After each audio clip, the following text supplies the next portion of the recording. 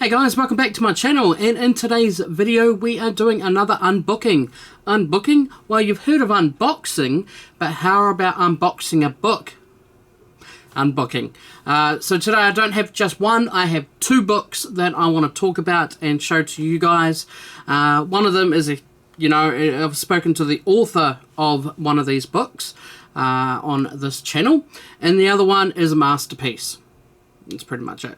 What are those books? Well, let's take a look. So right here, I have two books based on The Hobbit.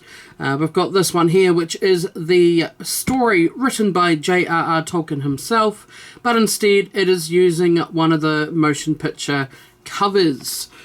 And they've also done that with The Lord of the Rings as well.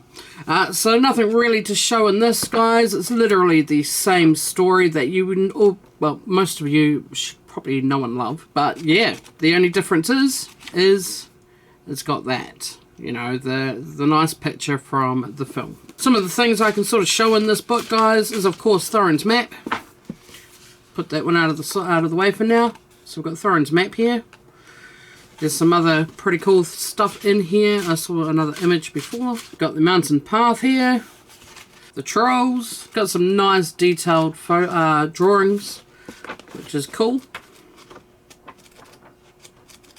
And like I said, the stories that we all know and love. So there we have it. That is the Hobbit book with the motion picture cover. Cool. So the next book that we're going to talk about, guys, is of course the Location Guidebook.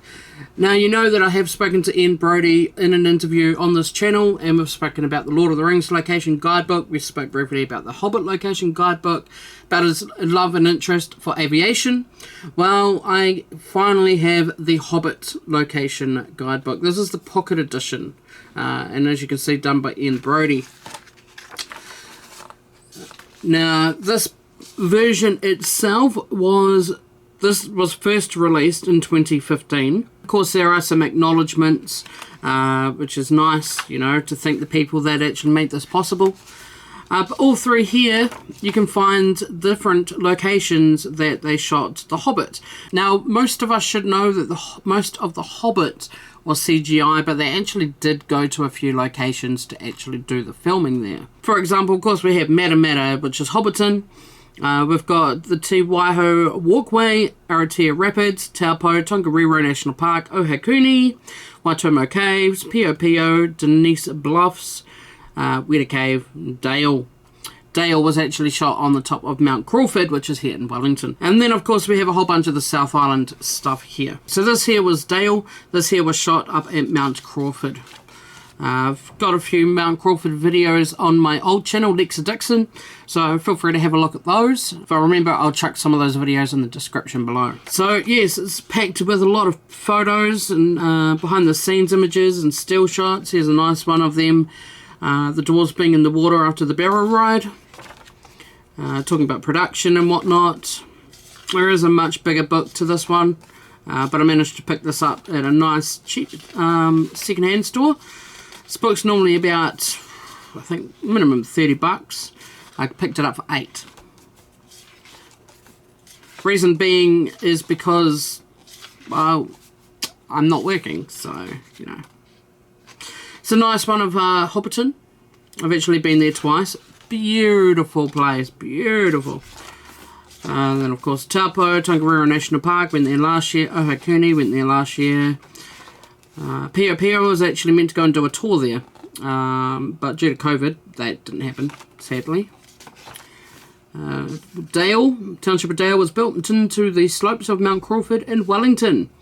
Totally removed after the completion of filming, nothing now remains of this beautiful set.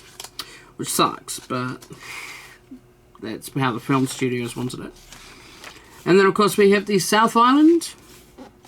Talking about Nelson, Jens Hansen and Nelson was the one that created the One Ring.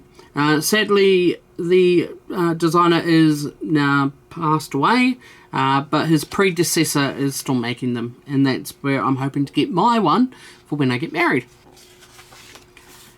Cannon Downs, a lot of these places, if you're not from New Zealand, are places that you'd want to visit because it's of interest, if you're a fan. If not, it's of interest because of the landscapes and the sheer beauty of what New Zealand offers. Treble Cone down near Queenstown, Glenorchy, got Bjorn. So yeah, if you're going to do a New Zealand trip and you're a Lord of the Rings fan, I highly recommend grabbing the Hobbit and the Lord of the Rings location guidebook, at least the extended edition, so it covers everything. And give yourself, I would say, give yourself at least a month here in New Zealand to be able to take in everything. Pack yourself a lot of money, so you can go travelling and stuff. Maybe get a rental car, do some of the tours that you need to you know, that you can't normally access, and then everything else, in my opinion, drive.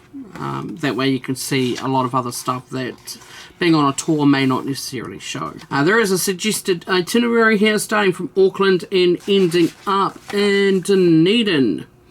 There's also suggested itineraries in the location guidebook for Lord of the Rings as well. So there you go. But yes, another classic book from Ian Brodie.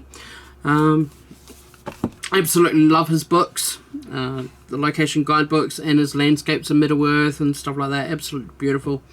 But yes, so there's our two books from our unbooking today, guys. The Hobbit by J.R.R. Tolkien and the Hobbit Location Guidebook Pocket Edition by Ian Brodie. If you enjoyed that video, guys, and you want to see some more unbooking or unboxing videos, definitely be sure to smash that subscribe button and hit the bell for notifications. Apart from that, I will see you guys on the next video.